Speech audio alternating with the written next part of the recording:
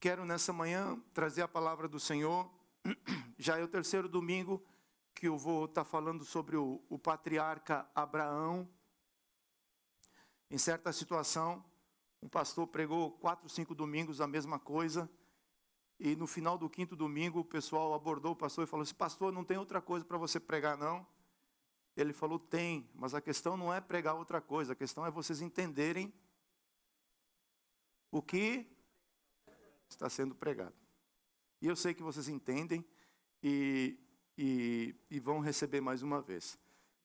Nessa manhã eu quero falar sobre uma promessa e uma mensagem do Todo-Poderoso. Gênesis capítulo 17, o verso 1 fala assim: quando Abrão atingiu a idade de 99 anos, o Senhor apareceu a ele e disse: eu sou o Deus Todo-Poderoso, ande na minha presença e seja o quê? Perfeito. Quantos passam pelo processo que gera ansiedade, que de certa forma você está esperando uma mensagem para definir uma situação, para receber uma resposta, para poder dar continuidade àquele projeto que você tanto espera que aconteça na tua vida? Você já passou por essa situação e você fica olhando o telefone porque você está na iminência de receber uma mensagem que pode mudar alguma coisa na sua vida? Você entende o que eu estou falando? Não? Nesse momento, Deus apareceu para Abraão e reafirmou a mensagem que ele já tinha feito. Só que dessa vez ele aparece como Deus Todo-Poderoso. É a primeira vez na Bíblia que Deus se apresenta para Abraão como o El Shaddai. Ou seja, Deus está falando para Abraão: Abraão, seguinte, eu posso todas as coisas. A questão não é se eu posso, a questão é como é que você vai se comportar enquanto eu trabalho na sua vida. Aí Deus traz uma promessa para Abraão, dizendo: Abraão, está decidido, eu já decidi te abençoar, eu já decidi fazer de você pai de multidões. Porém, eu quero que você entenda uma coisa. Agora eu quero te orientar como deve ser a tua conduta. Ande na minha presença e seja perfeito. O que Deus estava falando para Abraão? Deus estava orientando Abraão que da promessa até o cumprimento da promessa existe um hiato, que normalmente é onde nós nos perdemos. Eu recebo a promessa. E quando você recebe aquela mensagem maravilhosa que você está esperando, você fica como? Alegre, contente, né? Glória a Deus, glorifica o nome do Senhor, porque você ouviu uma promessa. A resposta chegou até você. Mas do momento que essa promessa é feita, até o cumprimento dessa promessa, existe um hiato, existe um caminho que nós precisamos trilhar.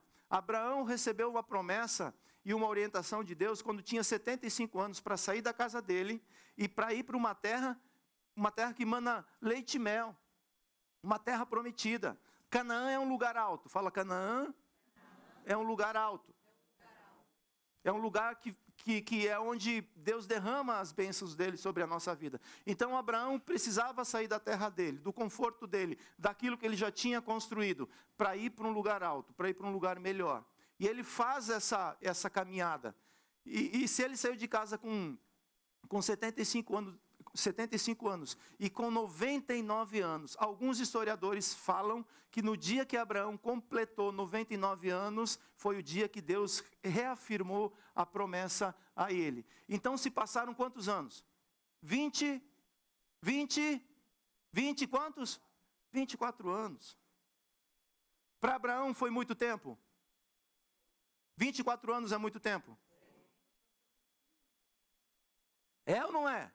É muito tempo. E o problema é que quanto mais o tempo passava, parece que menor ficava a possibilidade da promessa se cumprir na vida de Abraão. Porque Abraão e Sara ficavam velhinhos e se afastavam da oportunidade ou da situação que eles pudessem ser pais. E Deus falou para Abraão assim: Abraão, quem está falando com você é o Deus Todo-Poderoso. Você precisa entender isso. E o patriarca Abraão precisava aprender a se comportar entre a promessa e até o cumprimento da promessa. Você entende o que eu estou falando? Quantos têm promessas aqui de Deus? Glória a Deus. Deus, Ele é um Deus de promessas, porque a promessa que Deus faz na tua vida indica o propósito que Ele quer realizar em você. Então Deus derrama promessas porque Ele quer cumprir propósito. Fala, Deus derrama promessas porque Ele quer cumprir o propósito. A promessa de Deus indica o propósito que Ele vai realizar na sua vida. A promessa na vida de Abraão indicava o que Deus iria fazer na vida de Abraão.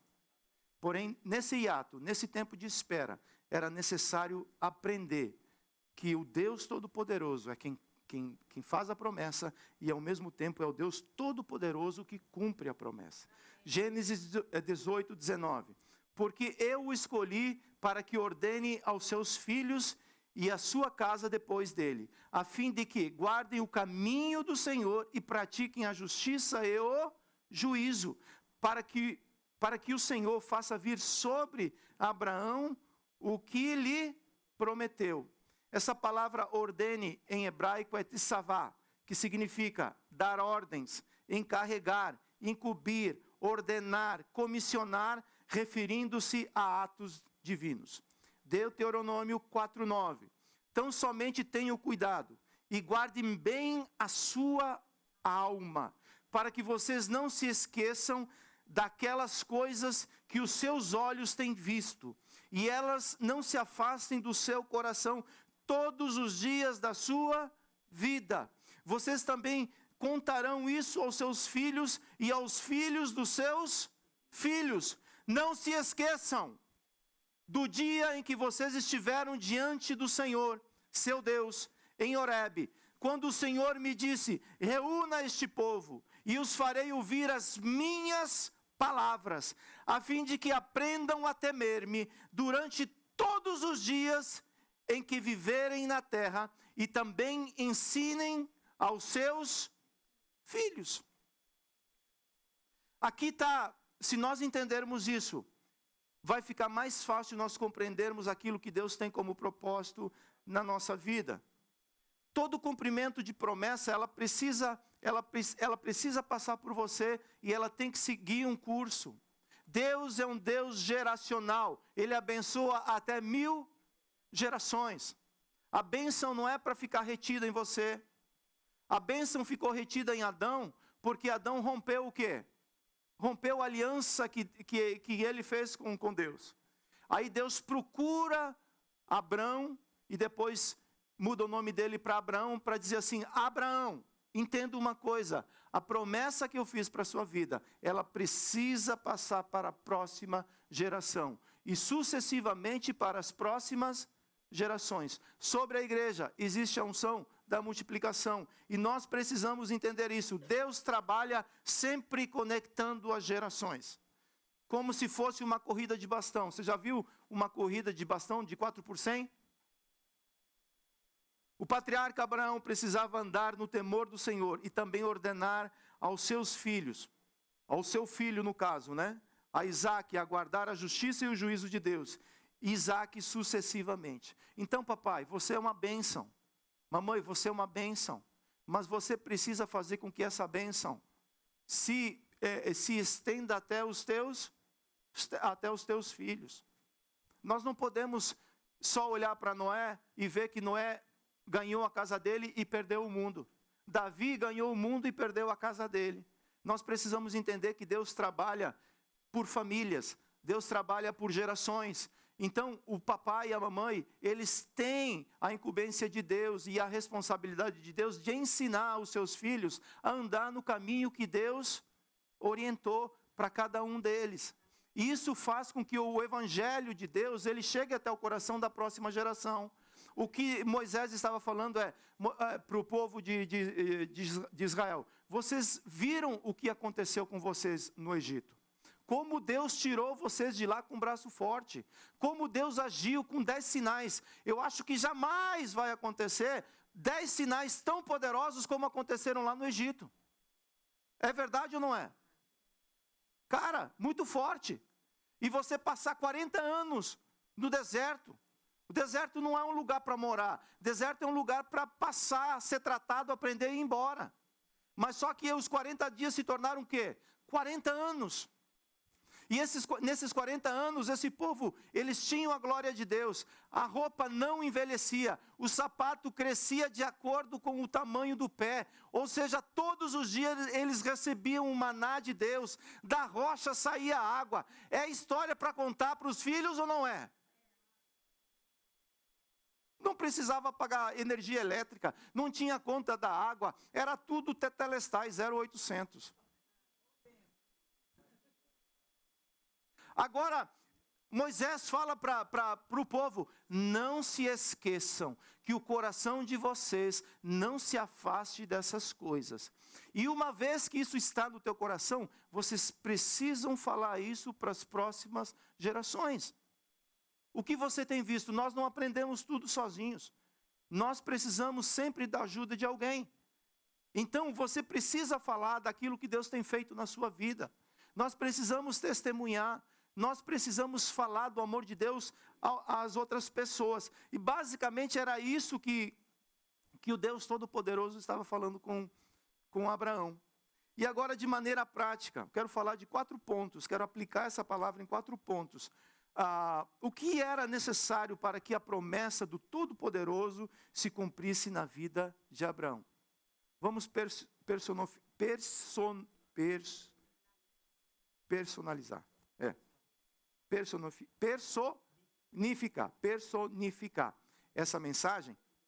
O que é necessário, fala assim, o que é necessário para que a promessa do Todo-Poderoso se cumpra na minha vida. A primeira coisa que eu preciso entender, eu preciso lembrar da promessa. Normalmente nós lembramos dos problemas, das dificuldades, das adversidades. Deus não lembra de problemas. Deus, ele ratifica a promessa que ele fez na sua vida. Gênesis 18, 13 fala assim, então o Senhor perguntou a Abraão, por que Sara riu? Dizendo, será verdade que darei ainda a luz sendo velha? Por acaso, existe algo demasiadamente difícil para o Senhor? Daqui a 1 ano, neste mesmo tempo, voltarei a você e Sara terá um filho. A promessa que Deus faz aponta para o propósito que Ele quer realizar. Normalmente o ser humano avalia a promessa que lhe está sendo feita com o caráter de quem está prometendo. Quem está falando comigo isso? O caráter dele avalia o que ele está prometendo ou o caráter dele desqualifica o que ele está prometendo? Você entende o que eu estou falando ou não? E o que Deus está falando para Abraão? Abraão, é o seguinte, cara, quem está prometendo para você não é alguém que vai retroceder amanhã. E mais, eu prometo e coloco data, daqui a 1 ano. Sara, a vovozinha Sara, ela terá um filho. E o nome desse menino será Isaac. Nesse caso, quem está falando com Abraão é o Deus Todo-Poderoso. Significa que ele era e é onipotente. Que nada lhe era ou é impossível. Mesmo quando na esfera natural, tudo dizia ser impossível o seu cumprimento. Então seria por um milagre que Deus traria ao mundo o filho prometido a Abraão. Gênesis 21, 1. O Senhor visitou a Sara como tinha dito. Essa semana esse verso saltou no meu coração. Por que que me saltou? A Bíblia não relata que Abraão teve relações com Sara. Como relatou no caso de Ana e o esposo. Também como não relatou no caso de Maria. A Bíblia está falando que o Senhor visitou a Sara. Como tinha dito. E cumpriu o que lhe havia prometido. Sara ficou grávida e deu à luz a um filho. A Abraão na sua velhice, no tempo determinado que Deus lhe havia falado. Ao filho que lhe nasceu, que Sara lhe dera à luz, Abraão deu o nome de quê? Isaque. O nascimento de Isaque prefigura Cristo Jesus. O Senhor visitou a Sara na sua velhice, onde engravidou de maneira sobrenatural.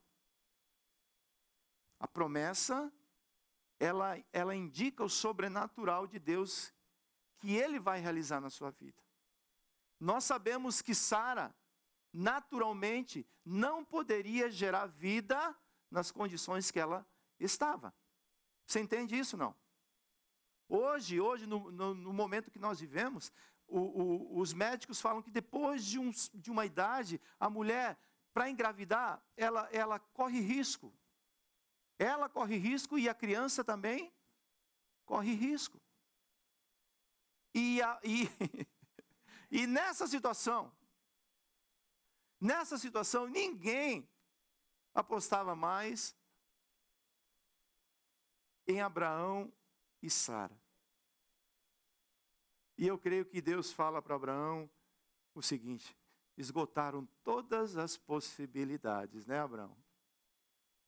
Quando eu falo desse assunto, Sara dá risada.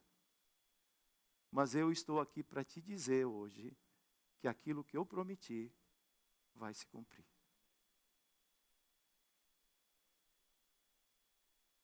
Da mesma forma como a Virgem Maria, que era virgem quando concedeu Jesus, recebeu a visita do anjo do Senhor, anunciando que iria ficar grávida através do Espírito Santo. Isso nos mostra que tanto a promessa como o cumprimento dela depende do agir do Todo-Poderoso. Isaías 55:10. Porque assim como a chuva e a neve descem dos céus e para lá não voltam, sem primeiro regar a terra, e a fecundem, e a façam brotar, para dar semente ao semeador e pão ao que come. Assim será a palavra que sair da minha boca. Não voltará para mim vazia, mas fará o que me apraz e prosperará para aquilo que eu a designei. Então a palavra ela tem um propósito de prosperar naquilo que Deus liberou essa palavra para ela prosperar e cumprir o propósito dela. Então nós precisamos entender que a palavra que sai da boca de Deus é a própria promessa de Deus. É a sua promessa, e a sua promessa sempre vem acompanhada de fidelidade, propósito e plenitude. Assim como a chuva e a neve não falha em nutrir a terra, assim a palavra de Deus não falha em cumprir o prometido. A palavra é o meio pelo qual Deus cria todas as coisas. É possível que nessa mensagem Deus possa criar algo no teu coração, através de uma semente que Ele fale com você. Porque tudo, antes de existir qualquer coisa, é necessário que a palavra ela seja semeada. Romanos 4,17. Como está escrito: eu o constituí por pai de muitas nações, diante daquele em quem Abraão creu, o Deus que vivifica, e o que mais? Chama à existência as coisas que não existem. Deus tanto vivifica os mortos, como Ele chama à existência as coisas que no mundo natural não existem. Existe alguma coisa que nesse momento você precisa, que no mundo natural ainda não é real, e que você precisa da intervenção de Deus na sua vida? Precisa de paz, precisa de uma provisão, seja na área emocional, na área financeira, seja na área que for.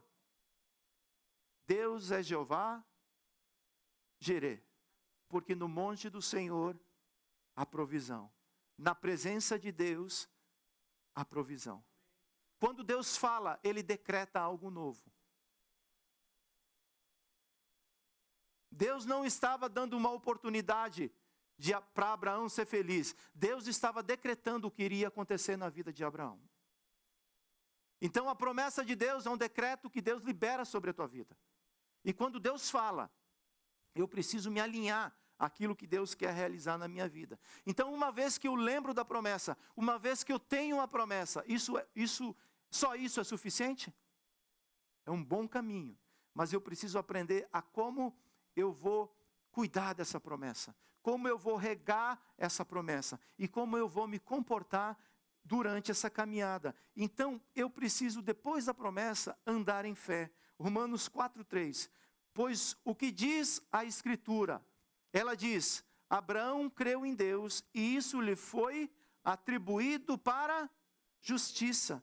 Quando entendemos corretamente esse versículo, entendemos corretamente a Bíblia. Abraão obteve a justiça unicamente pela fé em Deus. Isso foi assim desde o começo. Desde o começo, desde a criação. Quando Deus encontra Noé, a terra já estava basicamente pervertida. Deus encontra Noé e acha graça sobre a vida de Noé. A Bíblia fala que Noé também andava com Deus. Ele encontrou o favor de Deus. E o que Deus pede para Noé fazer é algo absurdo. Imagina você construir... Quem já foi para Kentucky e viu a arca lá de Noé construída lá em Kentucky? Levanta a mão aí para o povo ver, para não me deixar mentir sozinho aqui. É grande o negócio ou não é? É ou não é? Quando você para do lado de um cruzeiro, você fala, meu Deus, esse negócio é grande demais. Mas Deus estava construindo um ship, um navio enorme, no meio de uma geração, no meio de um momento que nunca havia chovido sobre a terra. E Abraão creu, Noé creu naquilo que Deus falou com ele. E ele ficou anos e após anos construindo algo que iria ser uma ferramenta usada no futuro. O que é isso? Isso é andar por fé e não por vista. Quantas pessoas chegaram até Noé e perguntaram, o que é que você está fazendo, Noé? Eu estou construindo um barco, porque o meu Senhor falou que a terra vai ser destruída através da chuva, através de um dilúvio. Noé, você está ficando velhinho, Noé.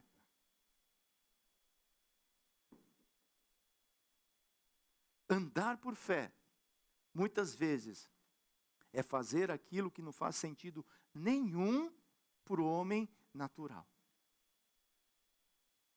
Abraão obteve a justiça unicamente pela fé em Deus, que através do seu descendente, Isaque, enviaria um redentor ao mundo, que é o próprio Messias. João 8,56. Abraão, o pai de vocês, Jesus estava exortando os judeus. Abraão, o pai de vocês dizem que Abraão é o pai de vocês, verdade?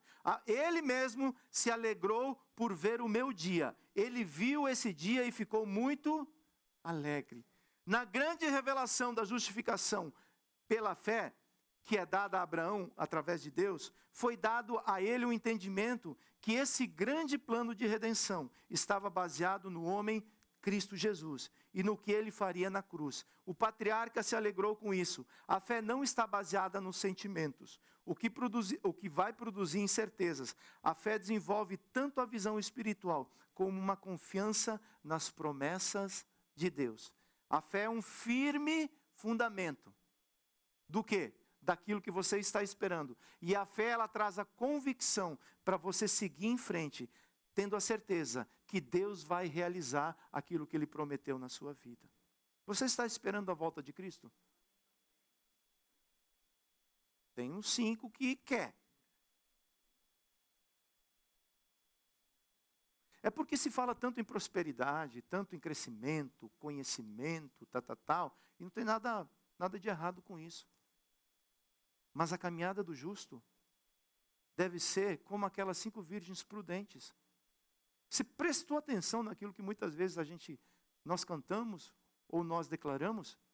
Aquelas 5 virgens, elas estavam esperando os passos ao entrarem por uma porta. Como que você tem que estar para poder ouvir os passos de alguém que está no ambiente do lado para poder se aproximar de você? Você precisa estar atento? O distraído consegue ouvir? Consegue estar atento a essa situação? Não. A igreja precisa estar atenta. A igreja precisa estar acordada. A igreja precisa estar acordada no espírito e também no físico. para que nós possamos prudentemente caminhar e andar em fé. Uma vez que eu lembro da promessa, uma vez que o caminho, a minha caminhada é a caminhada do justo, é através da fé. Agora eu preciso ser ativo no propósito. 1 Coríntios 15, 58. Portanto, meus amados irmãos, sejam o quê? Firmes, inabaláveis, sempre abundantes aonde? Na obra do Senhor, sabendo que no Senhor o trabalho de vocês não é em vão. Com relação ao propósito, tem duas escolhas. Tem aqueles que participam e fazem parte daquilo que Deus está construindo na terra, e tem aqueles que somente observam e ficam vendo para onde esse negócio vai dar. Uma vez que eu lembro da promessa, uma vez que eu ando em fé, consequentemente, eu vou ser ativo no propósito de Deus. A minha fé me impulsiona a avançar, enquanto as boas obras confirmam a minha fé. Tiago 2:21.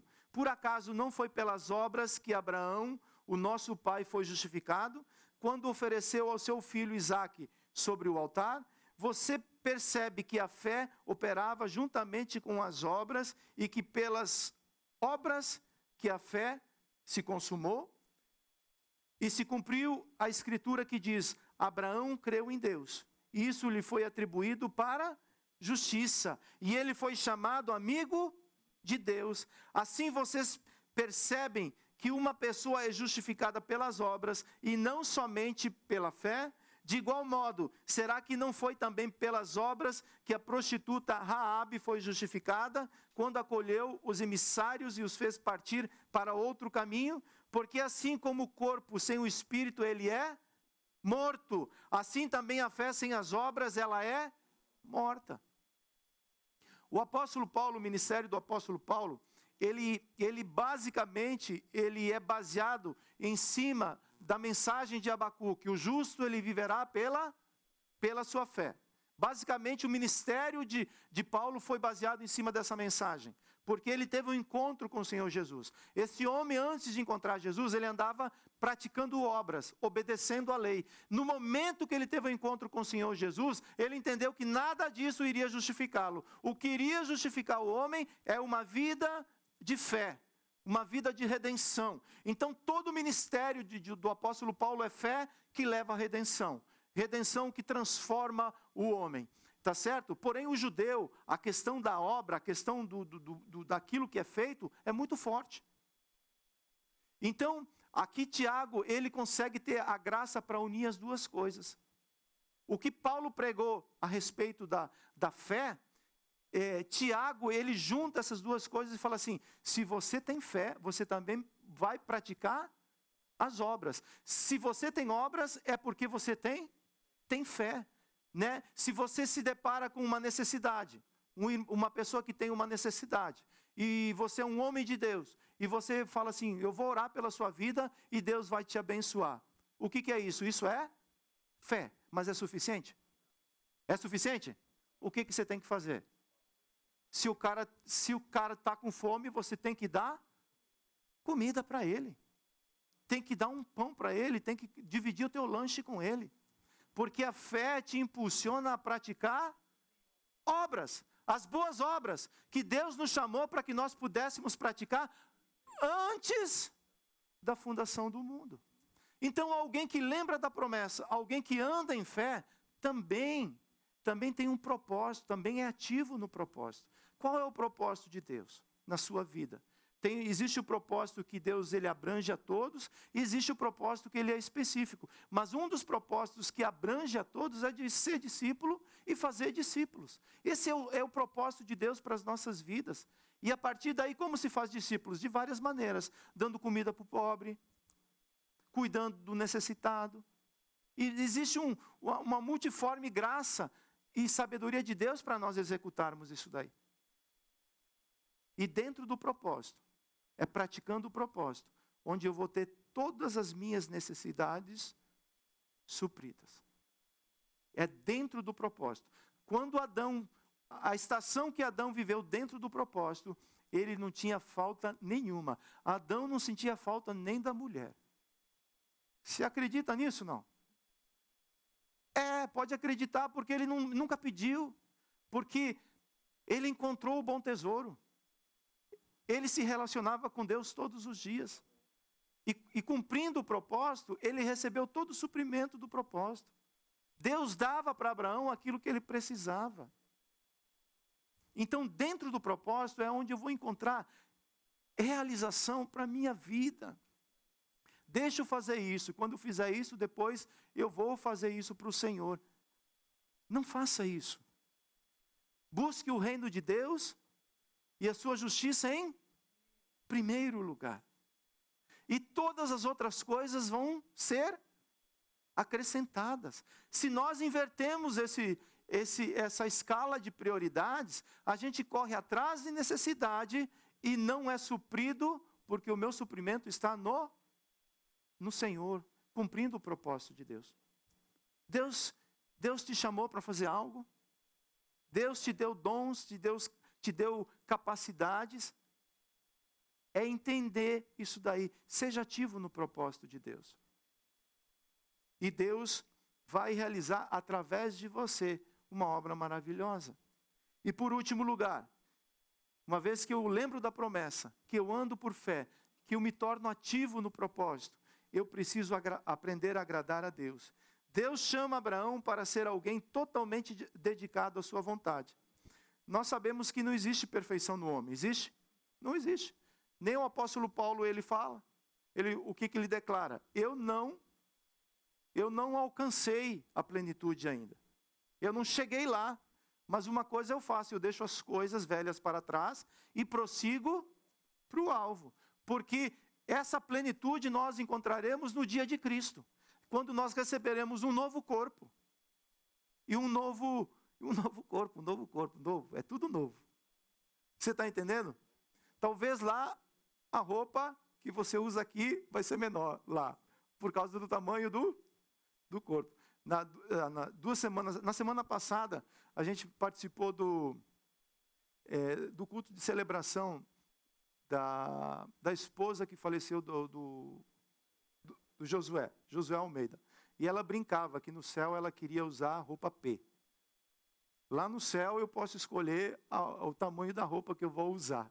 Porque é um novo corpo, né? É um corpo glorificado, tem cabelo, não tem choro, não precisa passar maquiagem, não precisa nada disso. Lá é diferente, é uma história diferente, totalmente diferente. Você está entendendo, não? E o apóstolo Paulo fala assim, o meu anseio está nessas coisas. Porque o velho homem vai cada vez mais tendo mais necessidades. Porém, o novo homem, ele é transformado de fé em fé e de glória em glória. Perfeito é alguém íntegro, alguém inteiro, alguém pleno, alguém completo, maduro, que busca viver de acordo com a verdade do Pai. Isso é o mesmo que ser agradável a Deus. Mateus 5,43. Vocês ouviram o que foi dito? Jesus falando dos antigos. Ame o seu próximo e odeie o seu inimigo. Verso 44. Eu, porém, lhes digo, amem os seus inimigos e orem pelos que perseguem vocês, para demonstrarem que são filhos do Pai de vocês, que está nos céus. Porque Ele faz o seu sol nascer sobre os maus e bons, e vir chuva sobre os justos e injustos. Porque se vocês amam aqueles que os amam, que recompensa terão? Os publicanos também, o que eles fazem? Fazem o mesmo. E se saudarem somente os seus irmãos, os seus amigos, o que está fazendo demais? Os gentios também fazem o mesmo. E o verso 48, leia comigo, 1, 2, 3, leia por favor.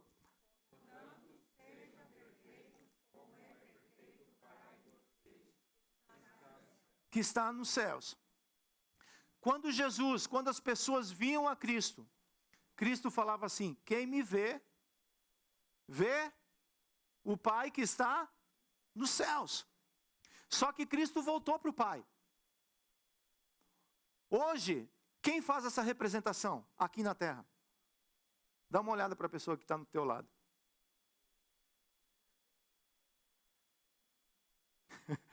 Existe um mover assim, bem abrangente nesse momento. Com muito carinho, com muito amor e respeito. Olha para a pessoa que está do teu lado e fala assim: quem te vê, meu irmão, minha irmã, está vendo o Pai?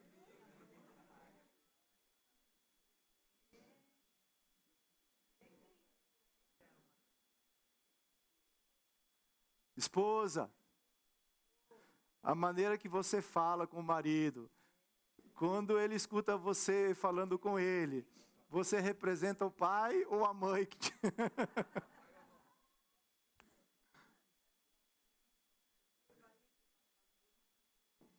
Marido,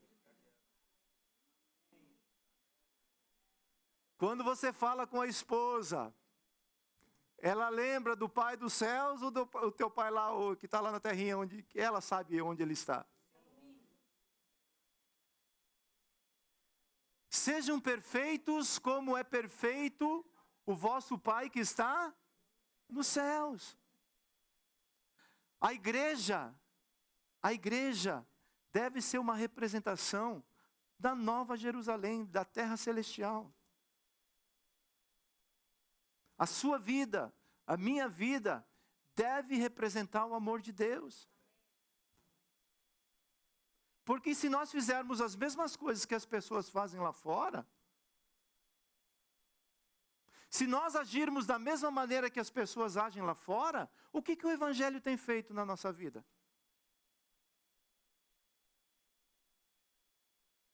Aí eu entendo o que o apóstolo Paulo fala, que através da fé existe uma transformação na vida do ser humano. Quem olhava para Paulo antes de encontrar Jesus no caminho de Damasco e via ele depois daquele encontro, era uma outra pessoa. Você teve um caminho de Damasco na tua vida já? É um divisor de águas. É um antes e um depois. E é o que Deus está falando para Abraão. Abraão, a tua conduta deve me representar. Você é um embaixador na terra. Tanto é que o apóstolo Paulo fala que a igreja, nós somos embaixadores de Cristo. Uma embaixada representa, ela é colocada em outro país para representar o seu país de origem. Nós não somos dessa terra. Nós estamos de passagem nessa terra. Nós temos um país de origem. E Deus colocou a igreja para ser a embaixada dele neste lugar, para representar os céus. Tá certo? Cristo é a representação perfeita do Pai a toda a humanidade. Essa busca de ser transformado e, consequentemente, ter as mesmas atitudes de Cristo, deve ser o alvo de todo discípulo. Ser maduro, ser completo, ser perfeito. O que é ser perfeito? Nós sabemos que não somos perfeitos, mas a perfeição é alguém maduro que, quando erra, reconhece que errou. Reconhece que precisa ter a mesma característica de Cristo, que é a humildade. É fácil reconhecer erro. Eu vou perguntar de novo. É fácil reconhecer que você errou? Nós temos o DNA de Adão e Eva. É mais fácil justificar. Escute o que eu vou falar. Deus pode te levantar dos teus erros, mas Ele não vai justificar aquilo que você justifica. Enquanto você justifica, Deus fala assim: não posso fazer nada. Quando você reconhece, errei. Errei, ponto. Não coloca vírgula, porque se você colocar vírgula, você pode falar mais. Aí é problema. Errei. Então, tanto quando você acerta, quando você erra, você pode ter uma conduta que agrada a Deus. Tiago 1:2. Meus irmãos, tenham por motivo de grande alegria o fato de passarem por várias provações, sabendo que a provação da fé que vocês têm produz o quê? Perseverança. Ora, a perseverança deve ter ação completa, para que vocês sejam perfeitos, íntegros, sem que lhes falte nada. Se percebe que é um processo? Quando eu sou provado, quando a minha fé é provada, é porque Deus está gerando, promovendo na minha vida a perseverança. Porque sem eu ter perseverança, eu não consigo passar pelo processo completo. A pessoa que não é perseverante, ela desiste no meio dos processos. Então a prova que eu passo da minha fé é para produzir em mim perseverança. Você está passando por um processo que Deus está gerando em você perseverança? Está? Glória a Deus, tem um, o resto tudo está tudo aprovado. O resto tudo está com a fé assim alinhada, não tem falta nenhuma, é justo, e se tocar a trombeta vai todo mundo.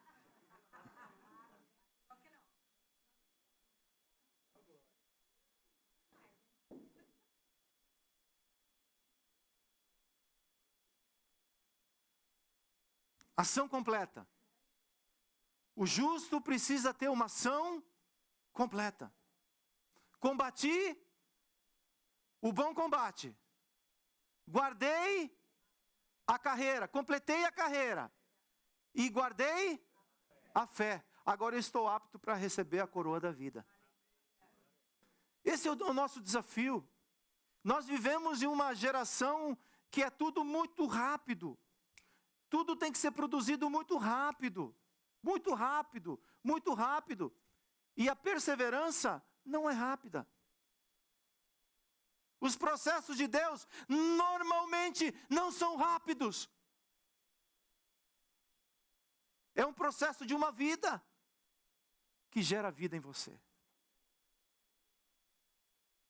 Então Deus estava falando para Abraão: Abraão, eu sei que você vacilou quando você foi para o Egito. Eu avisei para você não ir para o Egito.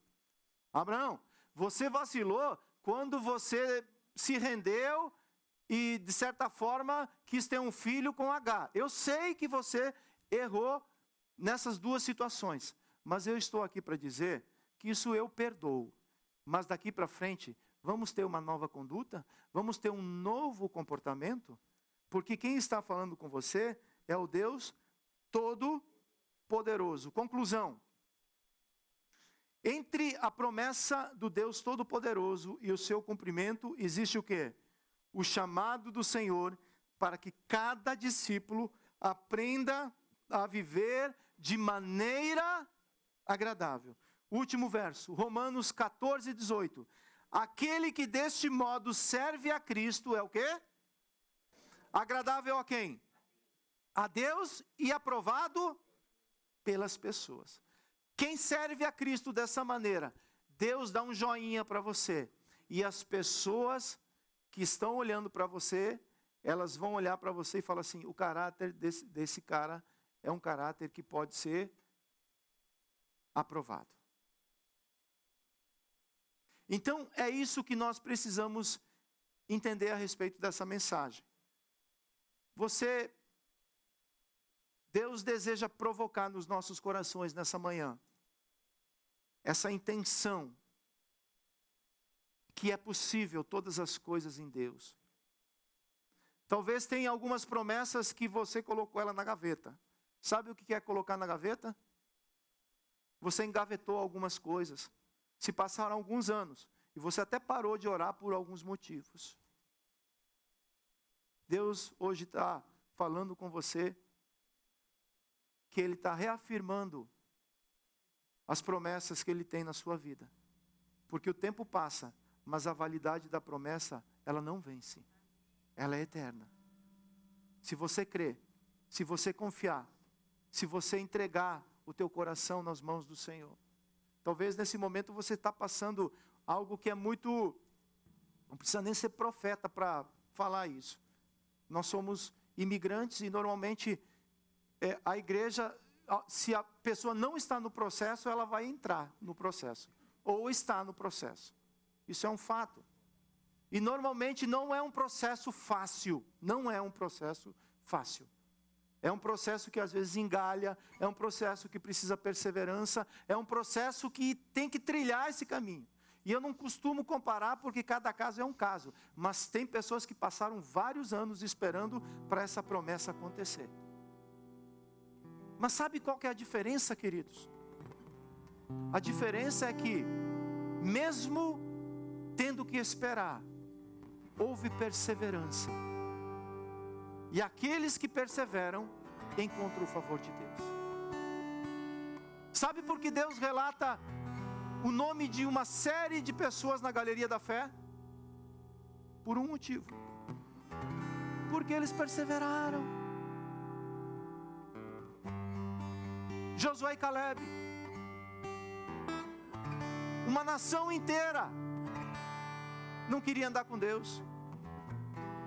Dos 12 espias, 10 estavam falando, não dá. E Josué e Caleb falavam, dá. Dá porque quem prometeu foi Deus. E independente de quem está lá naquela terra, existe o Senhor da terra, que me falou que dá.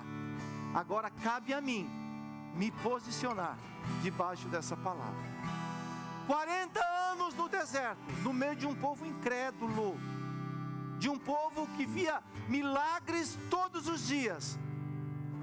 No dia que Josué e Caleb entraram na terra prometida, Caleb falou assim: eu quero o monte Hebron, é o monte de Deus, é aquele lugar que eu quero conquistar.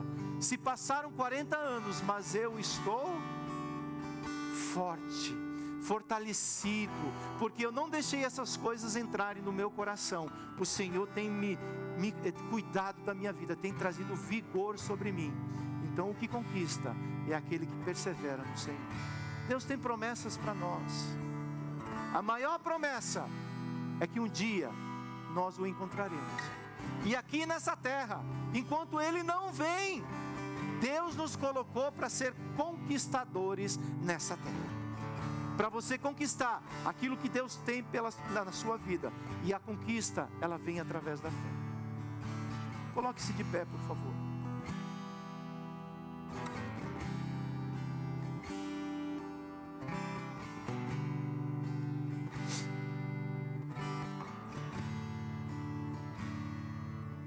Baixe sua cabeça por um segundo. Ou se quiser manter ela alta, fica à vontade também. Mas pense nisso que a gente está conversando aqui hoje. O propósito de Gigantes é de tirar o foco daquilo que Deus quer fazer na nossa vida. Então muitas vezes a adversidade, o gigante que eles se apresentam na caminhada, é para que você tire o foco daquilo que Deus prometeu, para que você coloque o foco nele, porque gigante ele exaure, ele rouba a força, ele rouba a alegria, ele rouba a fé, para que você não esteja fortalecido para dizer: Deus prometeu, Deus vai cumprir, e eu vou confiar nessa promessa do Senhor. Deus não potencializa problemas, Ele afirma promessas. E é isso que Deus está falando comigo e com você nessa manhã. Eu não sei qual é o problema, eu não sei qual a adversidade que você está passando, mas Deus não quer tratar do problema, Deus quer afirmar na sua vida hoje que existe promessa sobre você. Deus amado, Deus querido, obrigado pela Tua palavra. ela é viva, ela é poderosa e ela cria novos caminhos. O Senhor é criador de novos caminhos. E eu espero que nessa manhã, essa palavra, essa promessa alcance os nossos corações. E que o Senhor venha vitalizar nos nossos corações as promessas que o Senhor tem feito no decurso da caminhada, na autoridade que há no nome de Jesus. E talvez hoje é necessário que algumas pessoas se posicionem de maneira diferente com relação àquilo que Deus tem falado. E nós queremos fazer isso, começando pela minha vida. Eu quero aprender o que é andar pela fé, o que é ser ativo no propósito de Deus e ter uma vida que agrada ao Senhor. No nome de Jesus, eu não sei quanto nós iremos conquistar nessa terra, mas o meu alvo, o meu anseio, o nosso anseio é que nós iremos conquistar Canaã. Nós iremos receber por herança a terra que o Senhor tem preparado para nós. Enquanto isso não acontece, o justo, ele vive pela sua fé. Anima, Senhor, os nossos corações. Anima, Senhor, o nosso interior. Nos dá a visão, Senhor, que busca as coisas do alto. Eleva os meus olhos para o alto. Que o Senhor possa elevar os nossos olhos para o alto nessa manhã, porque sabemos que é do alto que nos vem o socorro, para a glória do teu santo nome. No nome de Jesus, continue orando na presença do Senhor. Você vai ser ministrado nesse momento por uma adoração. Adore o Senhor. Deixe o Espírito falar com você. Deixe o Espírito ministrar na sua vida através dessa ministração.